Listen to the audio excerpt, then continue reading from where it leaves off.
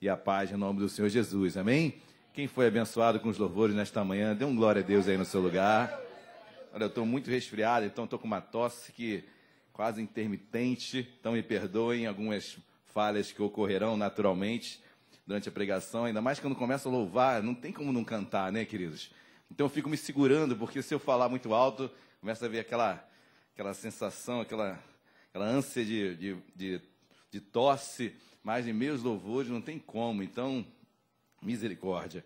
Muito bom louvar a Deus, amém? Quem gosta de louvar a Deus aí? No céu louvaremos demais, amém? Então, se você não gosta de louvar a Deus, olha, talvez você não goste do céu. Então, comece a louvar, elogiar. Louvar é elogiar, amém? Nós fomos chamados para elogiar esse Deus maravilhoso no qual nós pertencemos. Tem alguém que nos visita hoje pela primeira vez? Levante assim a sua mão. Olha, tem um jovem ali, o irmão da minha querida irmã Dani. Tem mais alguém que nos visita hoje pela primeira vez?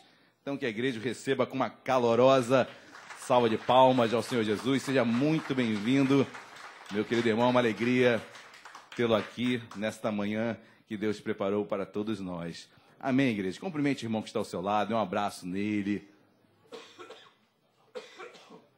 Um aperto de mão. Se você não encontrou esse irmão na virada de ano, dê um feliz ano novo a ele. Profetiza sobre a sua vida, sobre a vida desse querido irmão, dessa querida irmã. Um ano abençoado. Um ano de vitórias, um ano de muitas conquistas, um ano de quebrantamento, um ano de prosperidade espiritual. Isso nós profetizamos para as nossas vidas, amém? Quebrantamento é algo que acontece de dentro para fora, ok? Então, muitas pessoas falaram, é uma unção de quebrantamento, aí eu chorei muito, aí eu me rasguei chorando. Olha, provavelmente, e até uma consequência quase que natural para alguns, você chorar diante de algo que acontece. E se esse choro é em virtude realmente de um choque entre a sua alma e seu espírito, um confrontamento entre o pecado e a sua vida com Deus, esse quebrantamento é isso, é quando a alma luta contra o espírito. Então é você dizer sim para Deus em meio à sua alma, dizendo sim para o pecado e o espírito se sobrepondo sobre a sua alma. Isso é quebrantamento, acontece de dentro para fora. Aí por fora eu posso chorar ou não.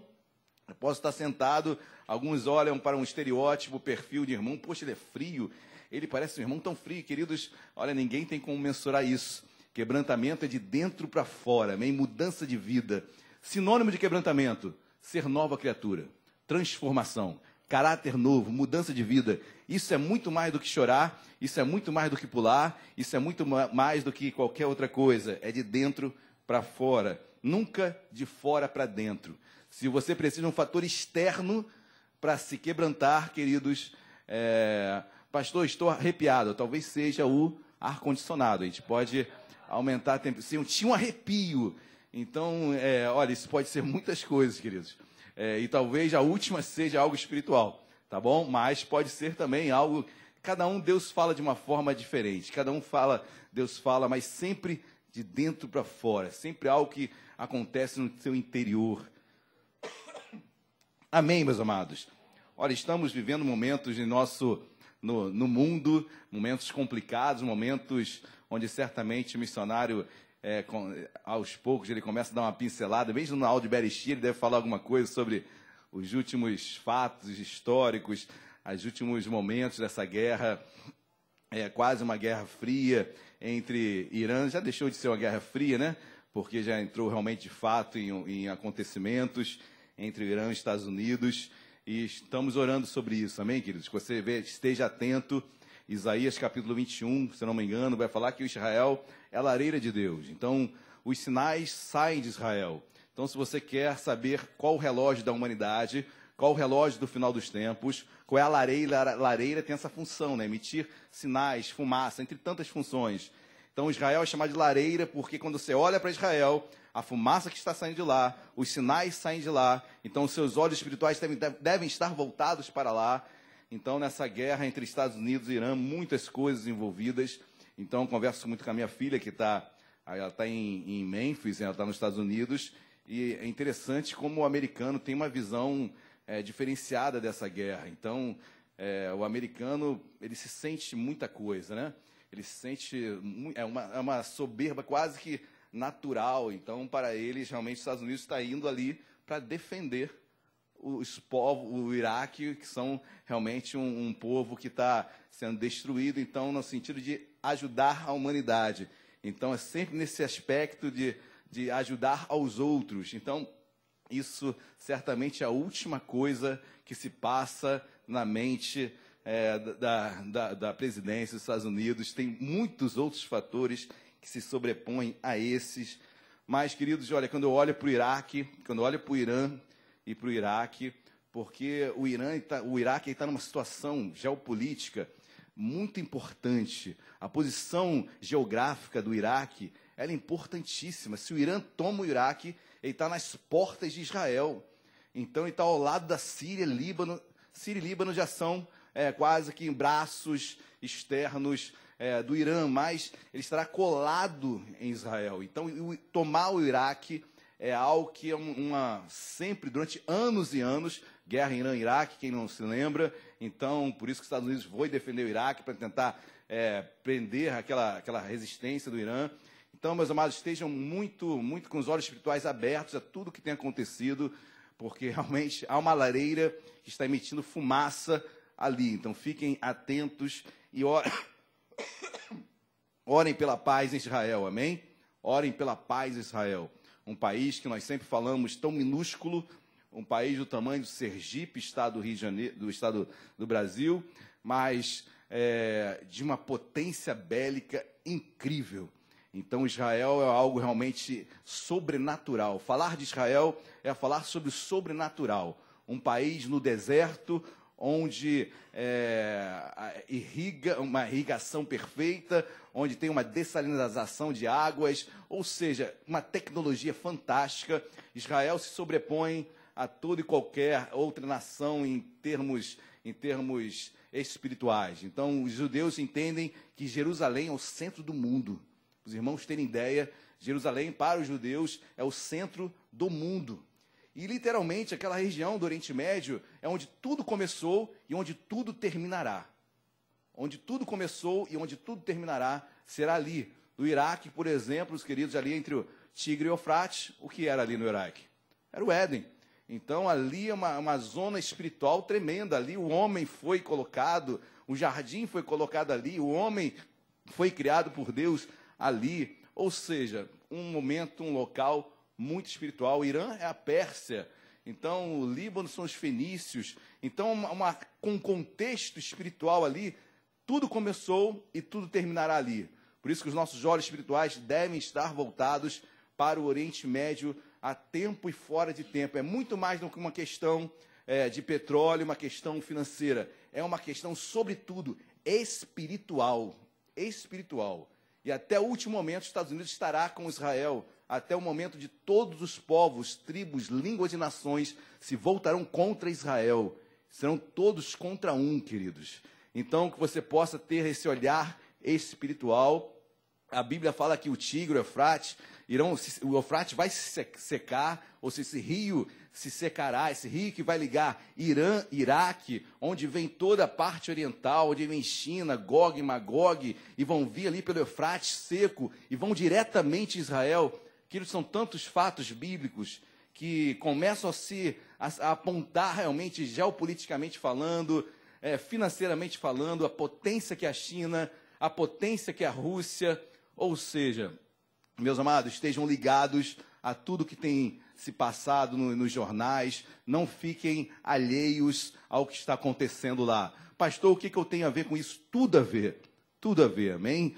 Então, são sinais realmente que apontam para o final dos tempos. Estamos caminhando para o final dos tempos.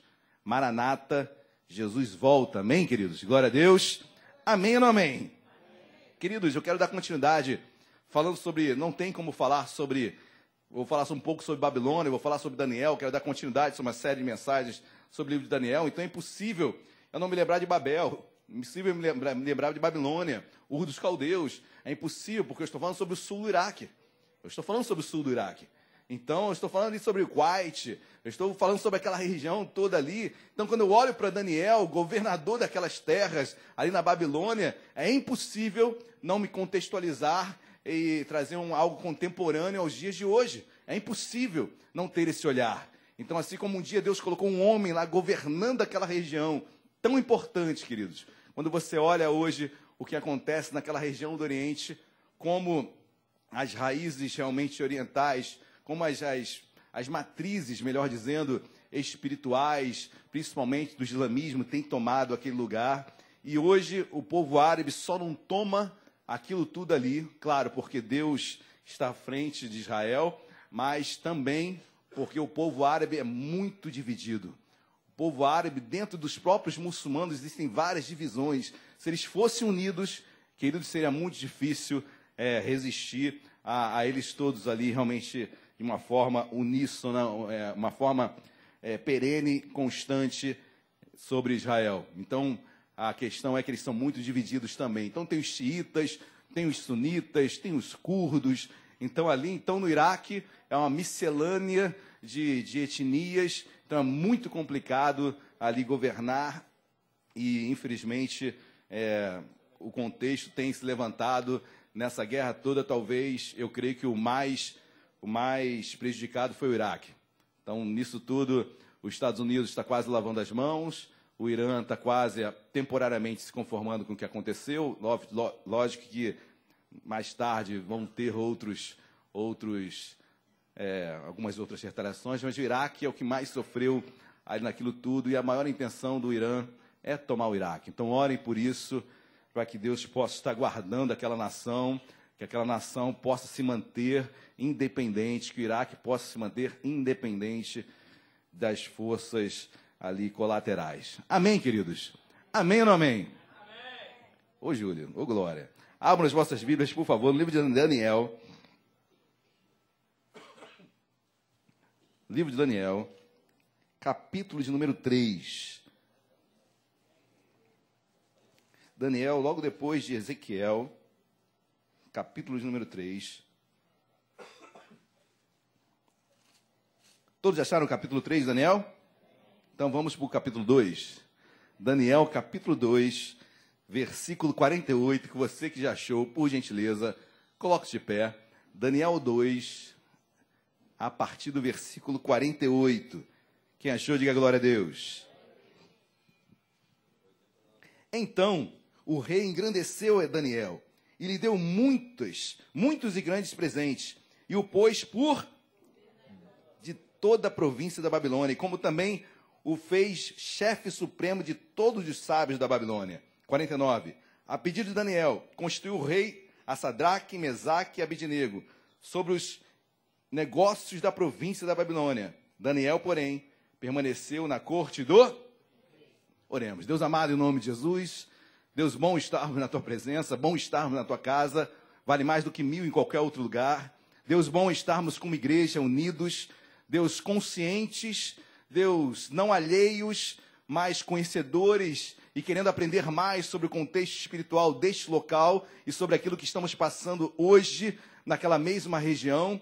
Te pedindo, Senhor, em nome de Jesus, guarda Israel. Oramos pela paz em Israel, oramos pelo príncipe da paz em Israel. Oramos, meu Pai, pela paz que é Cristo naqueles povos. Oramos pela tua volta, Jesus. Maranata, Jesus volta, venha resgatar a tua igreja, que como noiva se prepara para um casamento. Queridos, não somos casados, somos noivas, e como noiva estamos nos preparando para um casamento. Senhor, então nos guarda nessa preparação para as bodas do Cordeiro, que um dia acontecerá na minha vida e na vida de cada irmão aqui, Deus. Deus nos ensina como Daniel, como Ananias, Misael e Azarias, Deus, permaneceram contigo.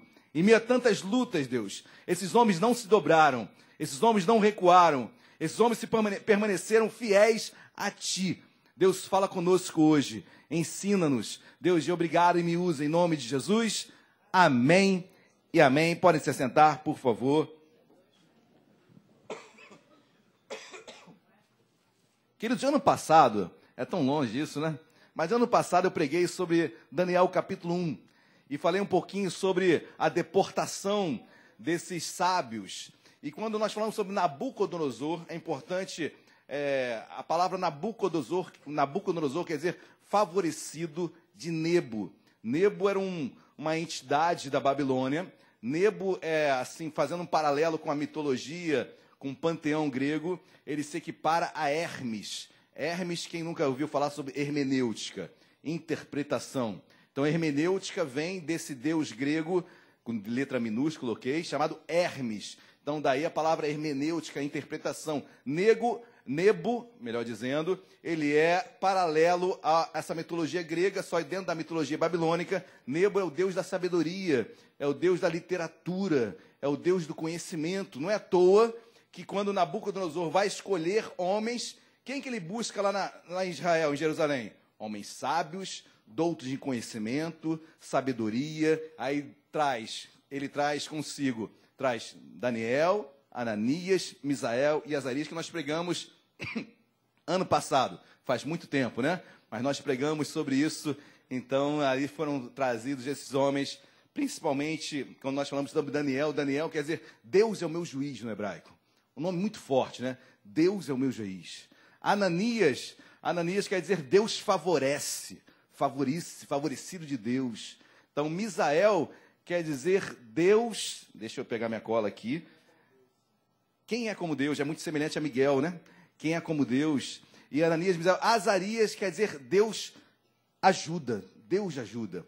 Nomes maravilhosos, nomes que... E você sabe a importância do nome para o hebreu. Então, o pai, quando colocava o nome do seu filho, ali havia expectativas espirituais, expectativas, às vezes era algum momento da vida que aconteceu algo, e era colocado o nome do seu filho, lembrando esse fato que aconteceu. Ou seja, o nome para o hebreu é de suma importância, é uma expectativa, é algo espiritual que é colocado ali. Logo em seguida, o que Nabucodonosor faz? Ele troca o nome de Daniel, Ananias, Misael e Azarias. Ananias, Misael e Azarias, ninguém conhece, né? Nós conhecemos como Sadraque, Mesaque e Abidnego. Então, são nomes, queridos, que, só para os irmãos entenderem, Beltesazar, que foi o nome que foi dado a Daniel, quer dizer tesouro de Baal. Abidnego quer dizer servo de Nebo. Olha os nomes como foram trocados por Nabucodonosor. Por que Nabucodonosor troca os nomes? Porque Nabucodonosor tinha entendimento que o nome para o hebreu e o nome também para a cultura babilônica representava realmente uma expectativa e era algo espiritual também sobre o homem. E nome representa identidade. Então, o que Nabucodonosor queria era trocar a identidade desses três jovens e de Daniel também. Ou seja, a questão era super espiritual. Hoje nós louvamos só Sadraque, Mesaque, Abidnego, né? Então, eu até proponho que nós mudemos isso, que nossos louvores sejam cantados Ananias, Misael e Azarias. São nomes muito mais lindos. Abidnego, que Abidnego? Que servo de Deus? Nós somos servos de Deus, amém? Glória a Deus. Então vamos trocar, botar Ananias, Misael, Azarias. É claro, veio até o irmão perguntar para mim, pastor, então por que a Bíblia continua chamando esses jovens de Sadraque, Mesaque e Abidnego? Porque a Bíblia é um livro fiel, é um livro histórico, além de espiritual. E, obviamente, na Babilônia, seus nomes passaram a ser mesmo Sadraque, Mesaque e Abidnego. Se eu fosse escrever, eu trocaria, queridos. Mas como eu não sou Deus, então Deus preserva a história. E glórias a Deus por isso, amém? Deus preserva a história, Deus preserva os acontecimentos. E assim está Daniel, Ananias, Misael e Azarias agora sendo exaltados por Deus. Eu li o capítulo 48 do capítulo 2 e fala que Daniel colocado como governador da Babilônia. Daniel, depois de Nabucodonosor, era um grande homem que governava as províncias da Babilônia. Daniel foi super exaltado por Deus. Depois nós pregaremos sobre o capítulo 2, sobre a estátua do sonho em que Nabucodonosor teve. E apenas Daniel foi capaz, obviamente por Deus, de interpretar o sonho. Não apenas deu o sonho, mas também interpretou o sonho. Pregaremos domingo que vem sobre a estátua de Daniel. Mas Daniel foi exaltado por Deus, Nabucodonosor o exalta de uma forma tremenda. E logo em seguida, no versículo 39, olha o pedido de Daniel. É importante os irmãos lerem e compreenderem 48 e 49 para entenderem o contexto do capítulo 3. E olha o que diz 49. A pedido de Daniel, constituiu o rei a Sadraque, Mesaque e Abidnego sobre os negócios, amém? Guarde isso. O comércio da Babilônia, das províncias da Babilônia, foram colocados sob a responsabilidade de Sadraque, Mesaque e Abidnego. Amém? Os negócios das províncias da Babilônia foram colocados sob a responsabilidade desses 3 jovens. Importante você guardar isso, e você vai ver o que esses 3 tiveram que romper para não caírem em idolatria e servirem a Deus. Amém, meus amados? Versículo 1 do capítulo 3 diz assim: o rei Nabucodonosor fez uma imagem de ouro que tinha 60 côvados de altura, cerca de 30 metros de altura, e 6 de largura, cerca de 3 metros de largura. Levantou-a no campo de Dura, na província da Babilônia. Queridos, então Nabucodonosor faz uma estátua. Não se sabe literalmente sobre como seria essa estátua. Alguns dizem que seria semelhante à estátua do sonho do capítulo 2. Eu não tenho essa afirmação, não sigo esse entendimento. Muitos entendem que seria um obelisco. Para quem não entende o que é um obelisco é um símbolo fálico. O mais famoso de todos se encontra, por exemplo, ali na praça de Pedro, logo em frente, lá no Vaticano, em frente à Basílica de São Pedro. Então, existe ali um obelisco enorme no centro daquela praça. Então, muitos entendem que seria um obelisco, uma imagem, mas pouco importa sobre o que seria essa estátua. O certo é que ela era adorada, era um símbolo de adoração. E Nabucodonosor faz essa estátua enorme e ali coloca um momento de adoração.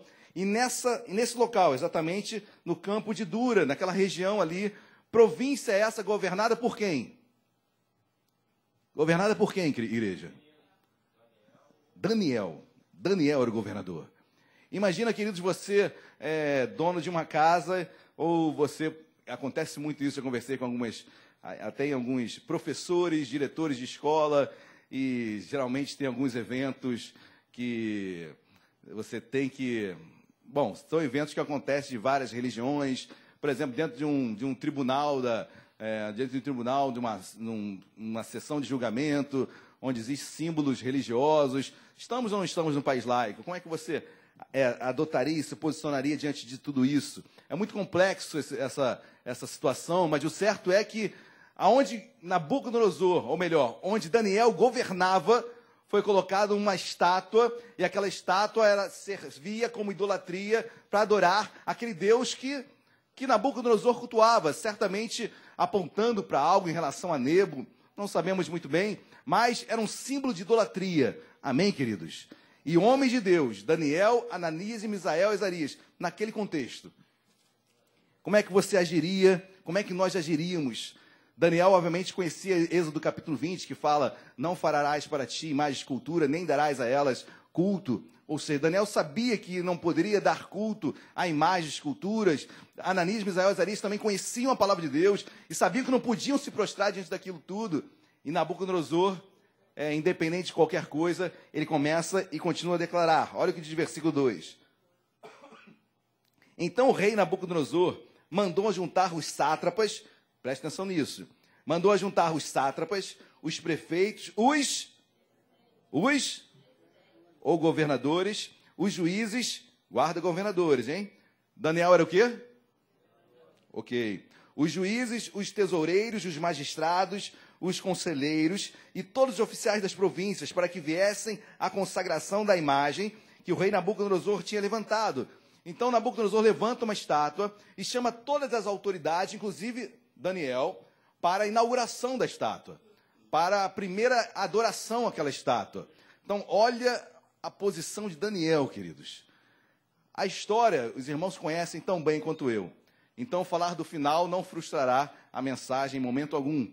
A mensagem toda, ela é consubstanciada em 3 homens: Ananias, Misael e Azarias, ou Sadraque, Mesaque e Abednego, amém? Estamos falando da fornalha, 7 vezes mais quente. São esses 3 homens. Onde estava Daniel nessa história toda?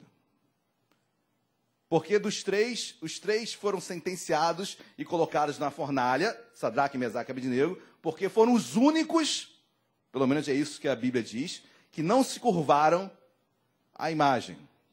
E Daniel? se curvou ou não se curvou?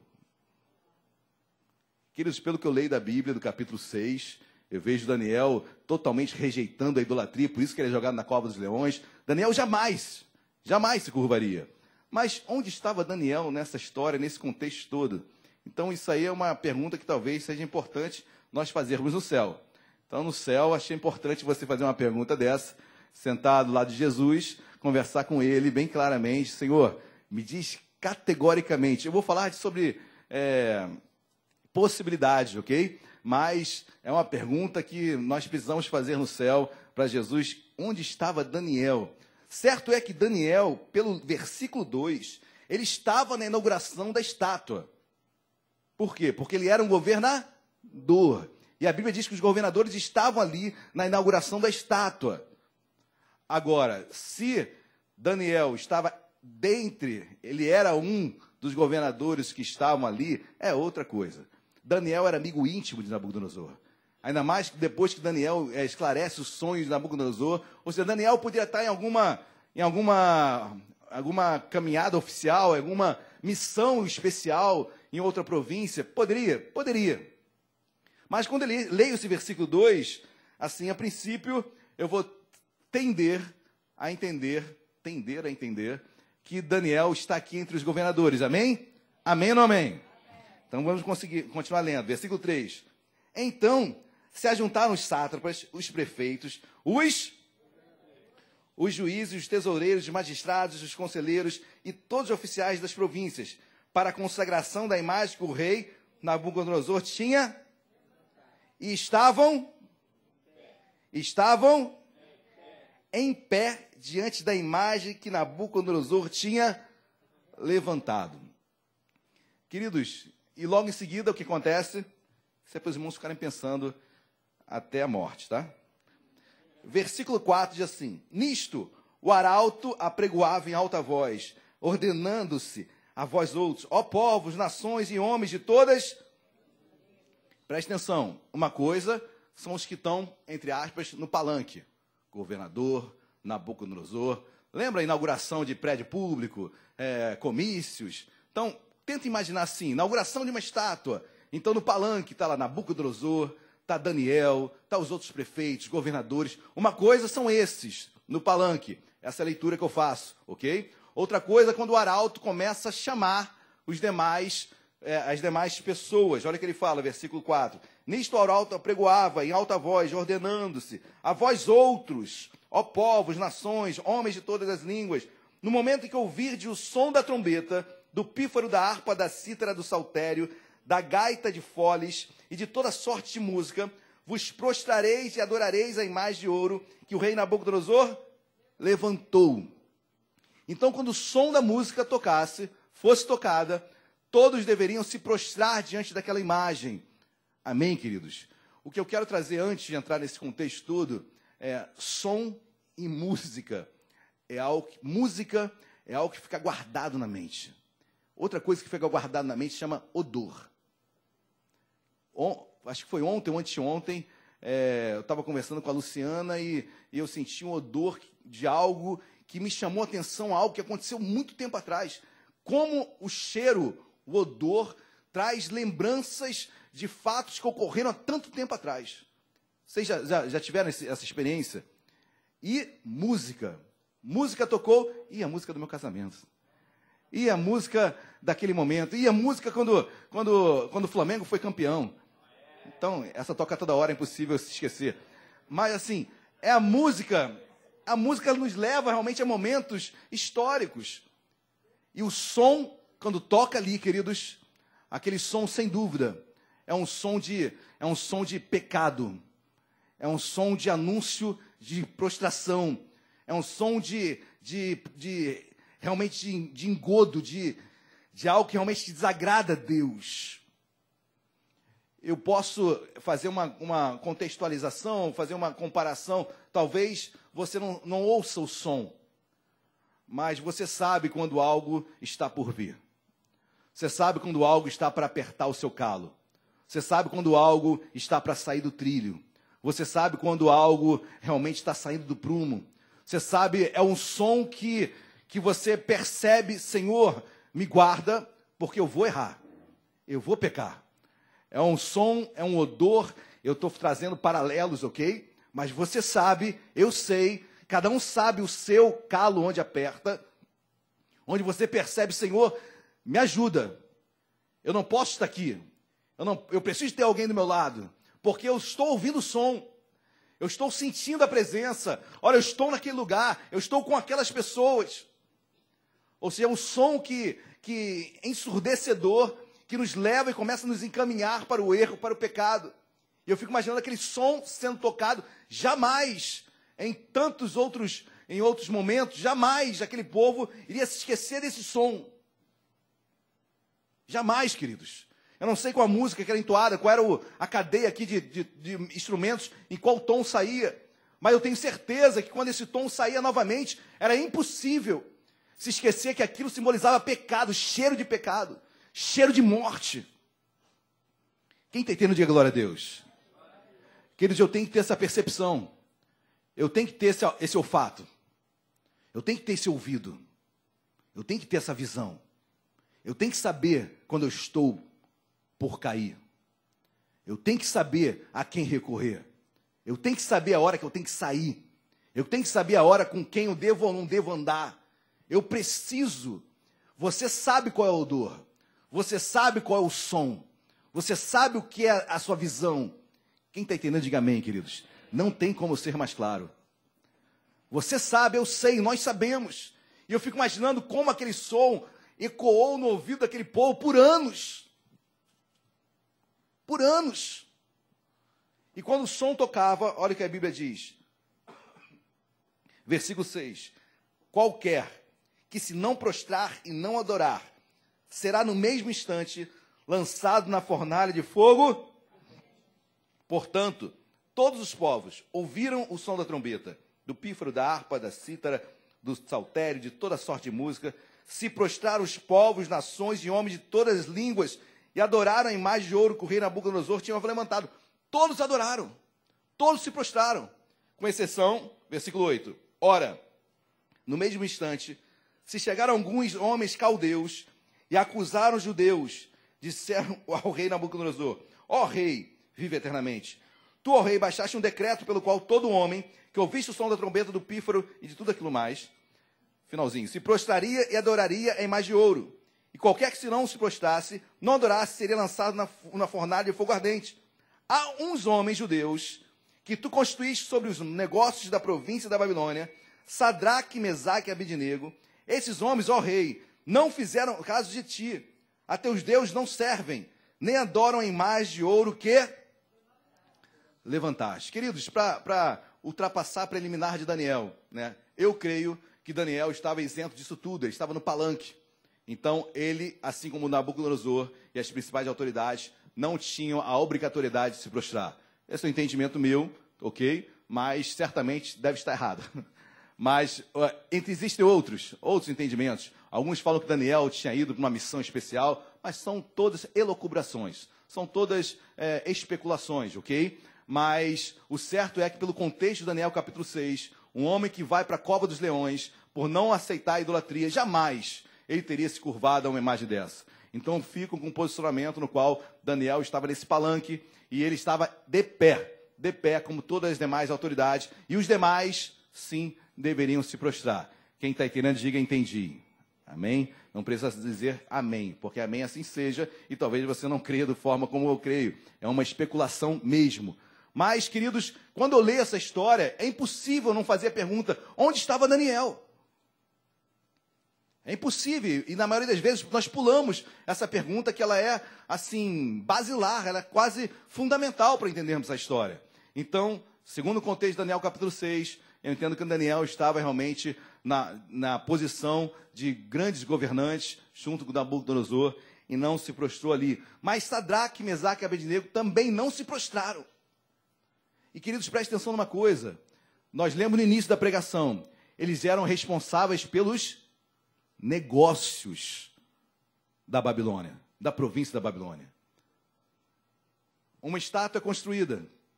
Ao redor dela, naturalmente, comércio, vendas, mercado cresce, turismo, comércio, tudo tudo aflora. Tudo aflora. Cidades, Aparecida é uma cidade que nasceu por causa de quê? Do templo de Aparecida. Você vai lá, todo o comércio gira em torno daquele templo. Se o templo acaba, a cidade fale. Ou seja, trazendo o contexto no qual Sadraque, Mesaque e Abednego, eles eram responsáveis pelos negócios da cidade. Eles eram responsáveis pelo comércio da cidade. Quando eles não se prostram diante da imagem, o que eles estão falando? Além de irem de contra ao Deus da Babilônia, além de irem de contra ao decreto do rei, o que eles estão falando? Olha, os negócios no qual eu governo vão falir. Quem está entendendo, diga glória a Deus, queridos. Queridos, a posição de Daniel era muito complicada. Era muita renúncia. Perderiam naturalmente a sua vida e perderiam também seus cargos. Porque se eles precisam zelar pelos negócios da cidade e eles não correspondem à imagem que dava toda a base dos negócios da cidade, queridos, olha a renúncia que houve na vida desses 3 jovens. Não há vida com Deus sem renúncia. Não há como agradar a Deus sem renunciar a algo. Não tem como agradar a Deus continuando a minha vida normal e natural, na qual eu sempre aprendi. Temos uma visão, e a nossa, Romanos capítulo 12 vai dizer isso, a nossa mente é a metanoia, a nossa renovação. Não tem como eu adorar a Deus, não tem como servir a Deus. Eu não posso me conformar com este século, mas eu tenho que renovar a minha mente. A minha mente é renovada dia a dia, com base em quê? Na palavra. A palavra me renova. A palavra transforma a minha vida. A palavra transforma o meu coração. Vivemos ainda uma tradição judaica e cristã e sempre viveremos. Eu creio na Bíblia. Eu estava vendo uma reportagem, e eu recomendo todos assistir essa reportagem, de uma jogadora de vôlei que já se aposentou, chamada Ana Paula. Quem viu essa reportagem da Ana Paula no canal do Sport TV sobre o Círculo, o nome? Quem viu a reportagem da Ana Paula? Não. Ana Paula foi uma jogadora de vôlei, já está aposentada, agora hoje ela mora nos Estados Unidos, se formou em ciências políticas dos Estados Unidos, e ela foi levada naquele círculo onde são vários repórteres da Globo, e fazendo várias perguntas, geralmente perguntas que capciosas, e ela é uma pessoa que se posiciona sempre em assuntos polêmicos, e ela se posicionando sobre os jogadores transgênicos, sobre pessoas que se transformam, ok? Jogadores, homens se transformando em mulheres e jogando o vôlei feminino. Que situação complexa. Como essa mulher foi bombardeada. Como ela foi bombardeada. E muitos perguntavam, poxa, mas o esporte não é inclusivo? Ela falou, sim, desde que não exclua. Porque nos Estados Unidos, por exemplo, várias meninas não estão conseguindo mais jogar vôlei, porque lá o número de homens transformados em mulher aumentou muito e tomaram o lugar das mulheres. E biologicamente são homens, ok? Apesar de haver uma redução de testosterona, que isso é feito, mesmo assim há um histórico de anos de testosterona.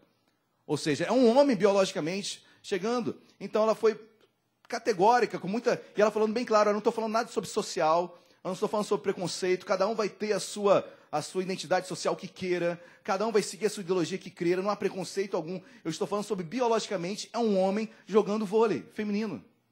E ele vai sobressair nos Estados Unidos, as meninas estão saindo, perdendo. E nos Estados Unidos, os irmãos sabem que a faculdade, a universidade, ela é paga. Então, muitos dependem de bolsa para entrar na faculdade. Estão perdendo suas bolsas, porque homens transformados em mulheres estão entrando nos esportes, que basicamente a força física é importante demais. E ela sendo bombardeada porque não entendiam. E a pergunta mais difícil foi a seguinte: o que fazer então, Ana Paula? Com a inclusão, porque eles têm o direito de jogar. E ela falou o seguinte: olha, na vida tem limites. Na vida há limites.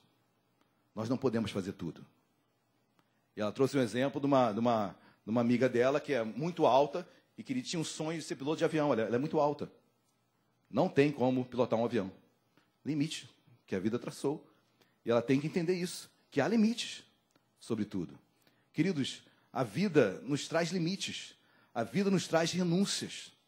Aquela mulher, para falar isso, ela com certeza, ela sofre muito, e ela muito, porque é uma postura que vai trazer sobre ela vários questionamentos, vários até preconceitos. Não há como, na nossa vida com Deus, não há como caminharmos sem renunciarmos a algo. Quem está entendendo, diga glória a Deus.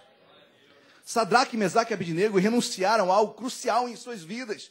Primeiro, a própria vida. Segundo, por mais que não fosse caso de serem jogados na fornalha, perderiam certamente seus empregos, porque estavam indo contra a tudo que eles deveriam governar e ampliar e fazer crescer, que era o comércio. Mas olha que lindo, queridos, que me chama a atenção, uma das frases mais lindas que eu acho da Bíblia. Mais lindas. Versículo 15. Agora, pois, estáis dispostos, e quando ouvirdes o som da trombeta, do pífaro, da cítara, da harpa, e tudo aquilo mais. Porém, prostrai-vos e adorai a imagem que fiz. Versículo 15, tá? Porém, se não adorar, sereis no mesmo instante lançados na fornalha de fogo ardente. E quem é o Deus que vos poderá livrar das minhas... Cristo tocou numa área muito espiritual. E quem é o Deus que poderá livrá-los das minhas mãos? Amado, quando toca nesse aspecto, é impossível você não saber que aquela briga é uma briga espiritual. Que aquela luta é uma luta espiritual. Estava muito acima de qualquer governo, estava muito acima de qualquer comércio, estava muito acima de qualquer imagem. Era espiritual. Quem é o Deus? Querido, faça essa pergunta para você. No momento da sua luta, da sua dificuldade, em que você não consegue renunciar, faça essa pergunta: quem é o Deus que eu sirvo? Essa luta não é natural, essa luta é espiritual. Deus vai me guardar, Deus vai me sustentar, Deus vai me livrar, Deus vai fazer eu prosperar. Quem é o Deus? Deus que eu sirvo, agindo Deus, quem impedirá? Se Deus é por nós, quem será contra nós? Queridos, faça essa pergunta para você. Quem é o Deus que eu sirvo na hora da renúncia? Ah, meu Deus é muito maior do que isso. Mas a pergunta, a resposta, melhor dizendo, desses 3 jovens, queridos, olha que resposta linda. Eles vão responder no versículo 16. Responderam Sadraque, Mesaque e Abednego ao rei: ó Nabucodonosor, quanto a isto, não necessitamos te responder. Se o nosso Deus, a quem servimos, quer livrar-nos, ele nos livrará da fornalha de fogo ardente das tuas mãos, ó rei. Se não, fica sabendo, ó rei, que não serviremos a teus deuses, nem adoraremos a imagem de ouro que... Olha que ele fala: Nabucodonosor, fica sabendo de uma coisa. Se Deus nos livrar, show. Se ele não nos livrar também, show. Mas eu não vou adorar essa imagem. Se for para viver, bom. Se for para morrer, morri. Mas não vou adorar essa imagem. Não vou rejeitar o meu Deus. Não vou aceitar o pecado. Não vou viver assim. Vai doer, vai ser difícil. Mas prefiro servir a Deus. Amém, queridos? É uma das respostas mais lindas que eu já vi na Bíblia. Olha, se Deus me livrar, glória a Deus. Se não me livrar, glória a Deus também. Mas tem uma coisa: não vou me dobrar. Querido, faça isso. Amém? Olha, se Deus vai abrir essa porta, show. Se não abrir, paciência. Deus tem algo melhor para mim. Mas eu não vou aceitar suborno, não vou mudar o meu parecer, não vou mudar o que eu penso, por causa de A, B ou C, para ser favorecido em algo, não vou. Amém, queridos? Glória a Deus. Quando você acha assim, Deus age, Deus se move, Deus coloca a mão, Deus faz algo diferente, Deus mexe sim as peças do tabuleiro, Deus faz algo melhor. Olha que de versículo que nós conhecemos tão bem, versículo número 19. Então Nabucodonosor se encheu de fúria. Queridos, quando você serve a Deus, quando você tem uma postura de homem, de mulher de Deus, o diabo, o mundo espiritual, fica enfurecido. Pastor, minha vida está tranquilona. Olha, eu não vejo isso na Bíblia. Não vejo isso na Bíblia. Não vejo vida tranquila na Bíblia. Queridos, me desculpe, mas não vejo vida tranquila na Bíblia. Não sofreremos. Não existe isso na Bíblia. No mundo passareis por aflições, tem de bom ânimo. Jesus passou, venceu, nós venceremos também, amém? Glória a Deus, igreja. Então esteja firme nisso. A vida não é fácil. Se eu chamasse Paulo aqui, imagina Paulo aqui, perdão pela heresia, tá? Não estou invocando mortos, não. Mas vamos supor que Paulo estivesse aqui, o absurdo. Vamos entrar no absurdo. Paulo, vem cá dar o testemunho. Qual o testemunho da sua vida? Estou falando de Paulo, queridos. O homem foi ao terceiro céu. O homem... Fico imaginando Paulo. Paulo, poxa, vou falar só um trechinho da minha vida. Teve um dia que eu fui pegar uma viagem. Aí teve um tufão chamado Euroaquilão. Aí no meio daquela viagem, o navio afundou. Cadê a vitória aí, Paulo? Não, tem uma coisa, afundou, mas ninguém se perdeu. Todo mundo sobreviveu. Legal, Paulo, glória a Deus. Pelo menos sua vida foi poupada. Aí eu caí numa ilha. Aí quando eu cheguei naquela ilha, tinha um braseiro assim, eu fui pegar numa madeira, era uma serpente, a serpente me picou. Caramba, Paulo, tá brabo tua situação, hein? Só que aí não aconteceu nada com a minha vida, glória a Deus por isso. Aí depois eu fui preso. Paulo, conta coisa boa aí, Paulo. Estou no meio da igreja, a igreja vai esvaziar, Paulo. Não, mas eu fui preso, fui acorrentado, fui açoitado, fui apedrejado, fui chicoteado. Paulo, corta, já tinha tirado o microfone de Paulo. Mas, meu amado, qual é o evangelho que nós temos anunciado? Quais são os testemunhos que nós temos ouvido? O que tem sido propagado? Eu não estou profetizando nada disso que Paulo passou para você passar, não. Mas eu estou falando que, trazendo para a seara das nossas vidas, passamos por lutas e muitas lutas. Basta seu dia, o seu mal. Já existe quando você acorda, existe uma cota de malefícios do dia, sabia? A cada dia já há o seu mal. Então não aumenta o mal do dia, não. Já tem tanto mal no dia, se você ficar mais mal ainda, aí vai ficar tudo mal no dia. Então traduz isso de uma forma diferente. Amém? Vamos transformar a maldição em bênção. Vamos olhar com olhos espirituais sobre o que está acontecendo. Vamos entender o sobrenatural. Vamos ver que Deus está abrindo outra porta na minha vida. Vamos ver que Deus está tirando para me dar algo melhor. Já existe a cota do mal do dia. Não aumenta essa cota não, querido. Porque existe cristão rabugento. Só reclama, reclama, reclama. E a cota aumentando, aumentando, aumentando. Vai ter uma hora que vai ser tudo mal. Quem está crendo nisso, diga glória a Deus. Amém, queridos? Mas olha o que diz versículo 19. Então Nabucodonosor se encheu de fúria. Quando você serve a Deus, o mundo espiritual fica enfurecido. Você está entrando, você está nadando contra a maré. Não tem como, não tem outra postura. Mas Deus é contigo, amém, queridos? Deus é contigo, glória a Deus. Então Nabucodonosor se encheu de fúria e, transformado o aspecto do seu rosto, queridos, isso é tremendo. Nabucodonosor caiu endemoniado aqui. Ficou endemoniado. Seu rosto foi transformado. Você já viu isso? Em algumas possessões? O rosto se transforma. Nabucodonosor, enfurecido ou endemoniado, como você queira ler, teve o seu rosto transformado. Eu já vi, eu vim, infelizmente, isso não é privilégio, muito pelo contrário, mas a minha família toda, de oriunda da Umbanda, da Quimbanda, então eu via senhoras, queridos, não estou brincando, de 80, 70, 80 anos. Quando recebia um demônio de criança que morreu, dando pulos altos, dando cambalhota no chão, dando saltos, falando que nem criança. Uma senhora de 80, 70 anos que normalmente anda, o normal dela é andar assim, devagarzinho, mas quando incorpora, dá pulos, saltos, se transforma. Nabucodonosor teve seu rosto transformado, endemoniado. E olha o que diz mais de versículo.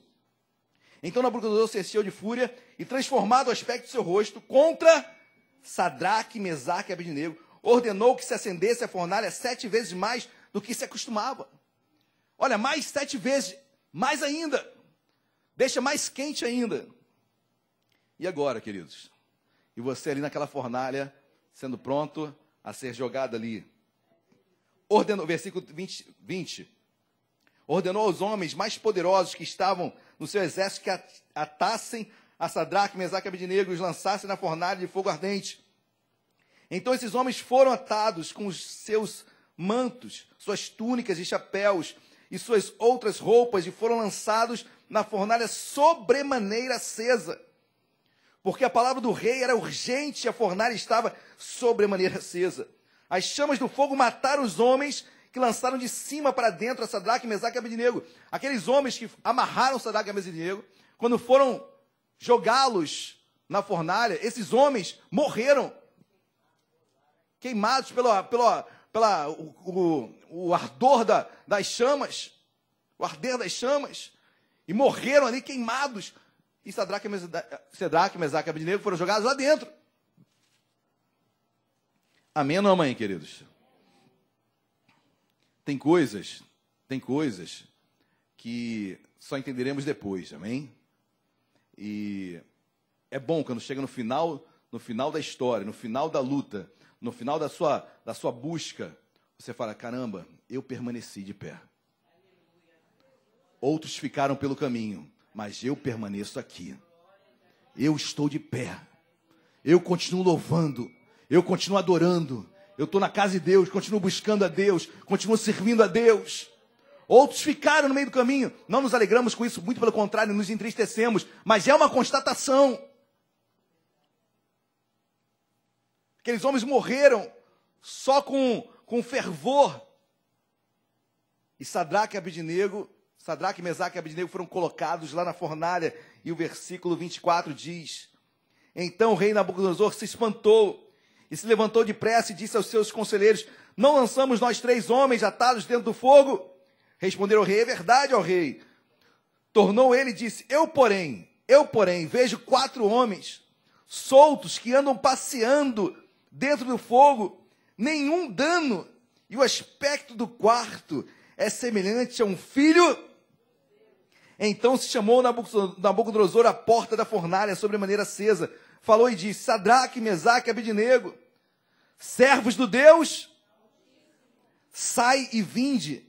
Então Sadraque, Mesaque e Abednego saíram do meio.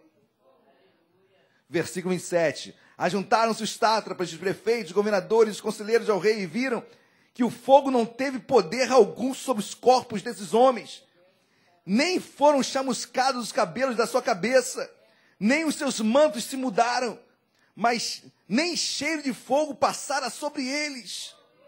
Glória a Deus, igreja. Eles não foram impedidos de serem lançados na fornalha, mas Deus estava lá com eles. Jesus estava lá com eles, andando e passeando, queridos. Sabe o que Deus quer? Tem que ter muita intimidade com Deus, né? Mas passeia nessa tua dificuldade aí. Seja tranquilo. Seja manso. Fruto do Espírito. Seja manso, tranquilo no que você está passando. Dá vontade de pular, né? Dá vontade de esganar. Seja manso, tranquilo. Ouça Deus falar em meio à luta. Jesus está contigo, amém? No meio daquela fornalha, passeava com Sadraque, Mesaque e Abednego. Nem os cabelos, nem a roupa, nada foi tocado, queridos.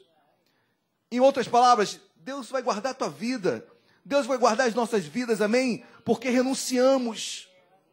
Porque não servimos a outros deuses. Porque preferimos agradar a Deus do que agradar homens. Esses homens se diferenciaram por isso, eram homens realmente com muita intimidade com Deus. Aí, versículo 28. Falou Nabucodonosor e disse: Bendito seja o Deus de Sadraque, Mesaque e Abednego, que enviou o seu anjo e livrou os seus servos, que confiaram nele, pois não quiseram cumprir a palavra do rei, preferiram entregar o seu corpo, servirem e adorarem qualquer outro Deus, senão o seu Deus. 29. Portanto, faço porque o instrumento usado por Nabucodonosor, para que todos adorassem a estátua que ele foi feita, foi um decreto. Um decreto real. Queridos, a mesma coisa, o mesmo instrumento usado para tentar acabar com a tua vida, com a vida de Daniel, Sadraque, Mesaque e Abednego, foi o mesmo instrumento usado agora para abençoá-los, para livrá-los, para restaurar, para exaltar esses jovens. Em outras palavras, queridos, talvez quem tem se levantado, ou o instrumento que foi usado para se levantar contra ti, será o mesmo a exaltá-lo. Será o mesmo a elogiá-lo. Vai ser difícil, mas, querido, da onde você menos espera, da onde te foi envergonhado, ali você será exaltado. O mesmo instrumento, o mesmo ato normativo, o mesmo decreto usado para trazer celeuma para o povo, foi o mesmo instrumento usado para exaltar aqueles 3 jovens. Glórias a Deus, queridos. Que você possa olhar para o dia mal, para aquilo que está acontecendo. Olha, Deus vai transformar isso em bênção. Olha, essa porta fechada vai se abrir. Olha, aquele não que saiu daquela boca, vai ser da mesma boca que vai sair o sim. Olha, aquele que um dia falou, falará também agora de uma forma diferente. Que você possa crer isso na sua vida e você vai ver em nome de Jesus esse decreto sendo anunciado. E para encerrar, versículo 27, deixa eu continuar lendo, 29. Portanto, faça um decreto pelo qual todo o povo, nação e língua, que disser blasfêmia contra o Deus de Sadraque, Mesaque e Abednego, seja despedaçado e as suas casas sejam feitas em monturo, porque não há outro Deus que possa livrar como? Então o rei fez prosperar a Sadraque, Mesaque e Abednego na província onde foram envergonhados. Lá Deus fez prosperar. Queridos, certamente essa estátua não vingou. Certamente o comércio sofreu. Mas Deus exaltou Sadraque, Mesaque e Abednego. Deus vai nos fazer prosperar. Se nos mantermos fiéis a Ele, Deus prosperará. Amém, queridos? Glória a Deus. Vamos colocar de pé. Deus é bom, amém? Deus é fiel. Deus é contigo, Deus te guarda. Deus o livra de todo mal. Deus conhece a tua luta. Deus sabe o fogo que arde aí na sua vida. Deus sabe. Ele está lá no meio. Ele está junto contigo. Não te deixou alheio, não te deixou à margem do que está acontecendo. Deus é contigo. Deus desce na sua luta, amém? Deus vive a sua luta. Deus passa junto a ti e passeia. Quero que você creia nisso, amém? Que você possa olhar para a sua luta. Senhor, eu quero ter tranquilidade no que eu estou passando. Eu fico pensando Jesus, e eu enxergo Jesus no meio desses 3 homens. Eu fico imaginando Jesus, e obviamente, queridos, Sadraque, Mesaque e Abednego deviam estar temerosos, como qualquer homem. Como qualquer homem. Como nós ficamos também. Todos nós ficamos temerosos com circunstâncias, situações que se levantam contra nós. E você ainda vê alguns perecerem. Senhor, eu vou perecer também. Aí você é lançado no fogo, você vê que o fogo não é tão quente assim não. Querido, o fogo não é tão quente assim não. Amém? Nessa luta tu não tem resistido até o sangue. Deus não nos deu tribulação que vá acima das suas forças. Creia nisso. Esse fogo não é tão quente não. Esse fogo não é tão quente não. Que você tem passado não irá fazer com que você pereça. Jesus está contigo. E ainda faz esses 3 jovens passearem pelo fogo para mostrar, olha, não é tão quente não. A questão é como você vai agir diante do fogo. Vamos andar. Olha para isso, olha para aquilo. Seja manso, tranquilo. Espere. Espere. Um novo decreto virá. Enquanto isso, nenhum mal vai te acontecer. E você fica olhando para o fogo, e o fogo, meu Deus, é impossível que esse fogo não queime. É como aquele fogo na sarça ardente de Moisés. E o fogo estava ali, mas a sarça não se queimava. Queridos, aquele fogo era de Deus. Deus estava ali. É aquele fogo que, segundo Pedro diz, que nos leva... Não estranheis o fogo ardente que surge no meio de vós, destinado a provar-vos. Acho que é 1 João. É um fogo que surge em nosso meio, destinado a provar-nos.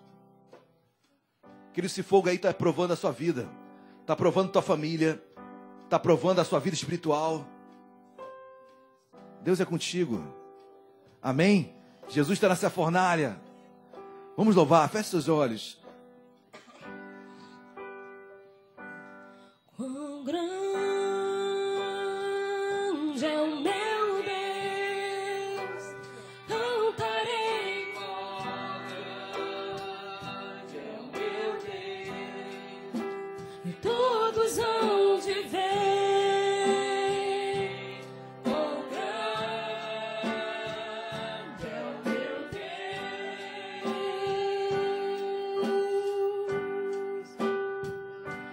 Quão grande é o meu Deus, eu cantarei. Quão grande é o meu Deus, e todos hão de ver. Quão grande é o meu Deus.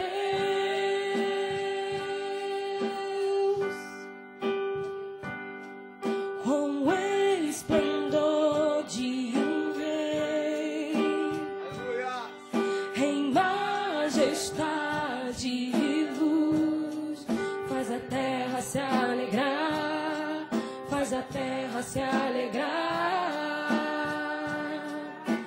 Em sua própria luz, e as trevas vão fugir, tremer com sua voz, tremer com sua voz. Quão grande é o meu Deus, cantarei. Quão grande é o meu Deus, e todos hão de ver. Quão grande é o meu Deus. Aleluia! É o meu Deus.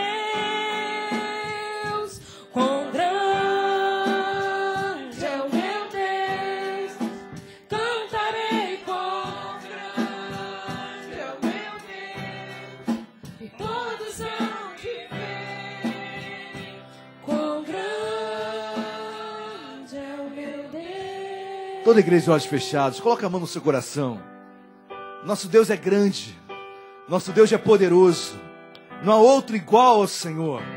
Senhor, nós servimos a Ti, que é um Deus vivo, vivo e eficaz, um Deus que age, um Deus que faz milagres, um Deus que cura, que liberta. Senhor, mas nesta manhã nós queremos declarar, como Ananias, Misael e Azarias declararam: Senhor, se Tu irás nos livrar, glória a Deus. Mas se não nos livrar, Senhor, glória a Deus também.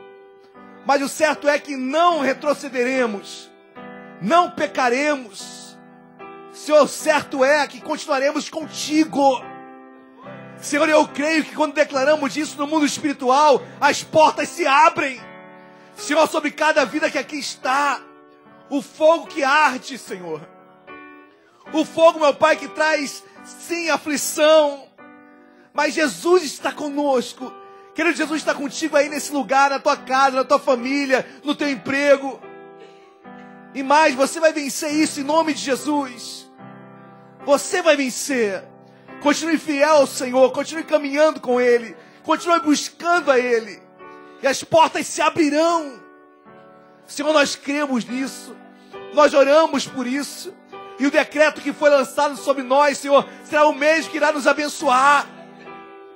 Mas não nos prostraremos, não desistiremos, Xarabaxecalabás, não abriremos mão. Deus tem algo para nós.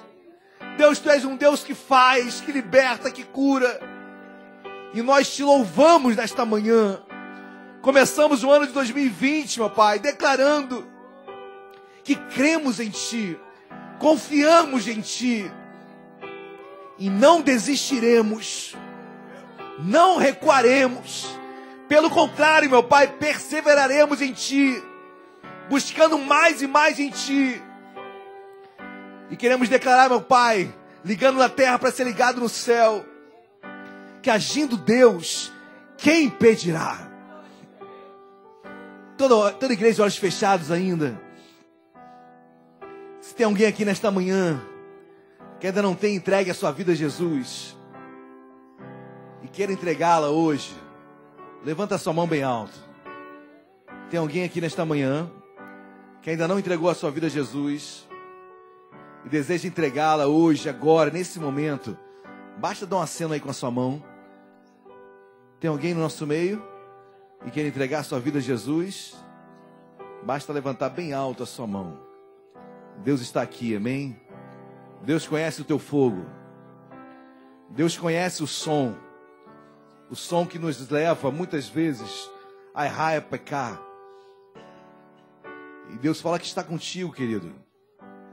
Deus está contigo. Vou fazer só mais uma vez esse apelo. Se você entrou por essas portas e ainda não entregou a sua vida a Jesus e quer entregá-la, levanta bem alto a sua mão. Amém. Vamos orar. Deus, nós te adoramos, meu Pai. Deus, obrigado pela tua obra em nós. Obrigado pela tua vida em nós. Obrigado pela salvação que há em ti. Obrigado, Senhor, porque quando olhamos para Daniel, Ananias, Misael, Azarias, Deus, crescemos espiritualmente. Obrigado porque esses homens apontam para Cristo. Obrigado porque quando olhamos para esses homens, olhamos para Cristo. E Cristo é tudo em nós. Foi aquele que tudo sofreu. Foi aquele que morreu. Foi aquele que ressuscitou, venceu a morte, o inferno e vivo está. É a nossa adoração, Jesus. Tu és a nossa adoração. Tu és a nossa motivação. Tu és a nossa alegria. Senhor, obrigado por tudo em nossas vidas. E continue, Deus, a nos forjar no fogo, para que possamos cada vez mais crescer mais e mais em tua presença. Em nome de Jesus. Amém e amém. Você crê nisso? Dê um glória a Deus bem alto aí no seu lugar. Dê uma salva de palmas a Cristo. Glória